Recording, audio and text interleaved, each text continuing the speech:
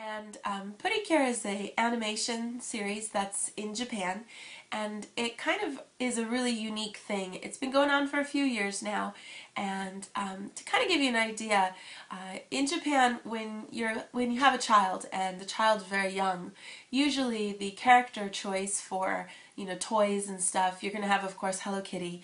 The stuff from Sanrio is always very popular from a very young age. But and then as they get a little older, they get to choose. If they're a girl, then they usually get things that have this Putty-Cure character on them. And if they're a boy, they usually get something that has one of the, like Masked Rider Ranger series that's popular. That changes every year. Because I have two girls, I've known the path of the Putty-Cure characters and the animations that go along with that. When I first saw it, I was a little confused because I thought, okay, this is a really cool animation. It's superhero girls. They're cute. They have these cute little sexy outfits on, and they're powerful, which is really cool. But I thought for sure it must be for a little older girls, maybe middle school age, because the characters are actually in middle school. But I realized later that these are actually directed towards kids that are in kindergarten. So kids that like and watch Putty-Cure are usually between the age of 4 and 6. Maybe when they get into elementary school they might still like it a little bit, but later on they're kind of encouraged to move on to something else. So it's sort of a kind of rites of passage that you choose to follow the Putty-Cure that's popular at that time. It's been around for a while. I have a little brochure here from one of the movies that my daughter and I went to see a couple of years ago now, and it has quite a few number of the characters, and this, like I said, is actually 2 years old. Since then there's been even more of this series added to it. So the characters are almost kind of always the same. The general premise is that these girls have superpowers that they don't know about at first, and then later some special kind of like alien, cute little fluffy creature comes along and shows them how to access that special power. And then their job is to save the earth from some terrible evil. And the thing is that the people that make this are very clever, and they know to change everything every year so that you have to buy the latest goods, you have to buy the latest character stuff. It's not like Hello Kitty and Sanrio where everything kind of stays the same ever since it first came out when I was a little girl. So this stuff changes. So in the very beginning there was, let me see if I can tell you guys kind of all the names of the different series. Let's see. In the very beginning, the first Putty-Cure, and I don't know the year exactly, but the name of it, Putty-Cure actually means pretty cure. So you might see it spelled like pre-cure, but it's actually pronounced putty, like for small, kind of. So, but it's Putty-Cure. And the very beginning, the very first one was these two girls right here. Let's see, I'm probably going to get the order wrong on these two, actually. I think Futari de Putty-Cure was first, maybe. I'm going to get confused between these two, because I think I'm going to get them wrong. But there's Futari de Putty-Cure and then Max Heart Putty-Cure. And then Futari de Putty-Cure Splash Star.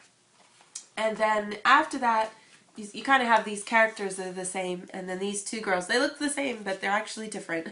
Different storyline, different thing. And then it went from there to Yes, Putty-Cure 5 Go Go. And actually in the very beginning it was just Yes, Putty-Cure, and then it became 5 Go Go later. And what they do is for 1 year, you've got these characters, and then maybe the next year, this series actually was longer in the sense that it kept these same 5 girls and then added a 6th girl later for the next year. And then the year that my daughter watched that was really popular for us was when it was Fresh Putty-Cure, with these 3 girls here. And then after that was Heart Catch Putty-Cure, and then right now is Sweet Putty-Cure. And then they just announced the new characters, and I wish I could find it somewhere. When I went to McDonald's, it was in the Happy set, and I forgot to bring it to share with you guys. But they just announced the new series that will be coming out in April. So it coincides with the school year. New series usually start in April, and they end up in March. And they're very clever because they market all of the goods to go along with the new storyline. So God forbid you show up to school with last year's Putty-Cure characters, people will stare at you and say, oh, you're just, how tacky, your mom is cheap because you're buying the old stuff. So because it changes so fast, the old goods get really cheap so quickly, and it's a little sad. But it's a huge part of being a little girl in Japan and kind of following all of this culture that goes along with it.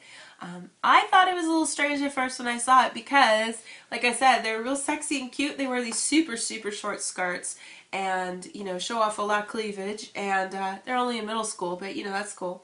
That's, you know, that's all good. But, but the storylines are really good. They, you know, they're about empowering girls, sticking together, teamwork, friendship, all those things.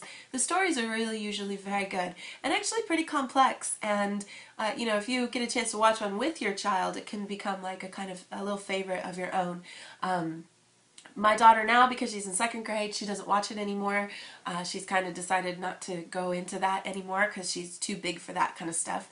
And my other little daughter, she's only 3, so she's not quite old enough. So maybe next year, she's starting to kind of pay attention to it, but not quite ready yet. So, but it is a really big part of, you know, being a little girl here. And it's on everything. When my daughter entered into kindergarten, her little thermos bottle had it on it. You could get, you know, book bags, coloring books, t-shirts. There's tons of different figures. It's in Happy Meal sets. It's in on tissues. It's everywhere you look. So it's kind of confusing for everyone to know what's the latest and most popular one, but it is a huge part of everything that you see. So I kind of think, you know, in general, it's a pretty good part of kind of growing up as a little girl here. And I would definitely recommend it if you guys get to watch any of them. I know there's a lot of fan subs that, you know, go to the trouble of translating them and they do a really good job, or they, you know, just do some kind of little subtitling along the bottom. I kept thinking too much, but subtitling along the bottom is good too. So I know they're pretty popular. This series probably is one of the most popular for these animations. Probably the thing before this was Sailor Moon, and that was, you know, a few years ago. So these kinds of things come and go, but the Putty Cure series has been around for a while now and doesn't show any signs of stopping. So we'll see what happens in the future here. If it sticks around long enough for my younger daughter to catch on or not, we'll have to see. So.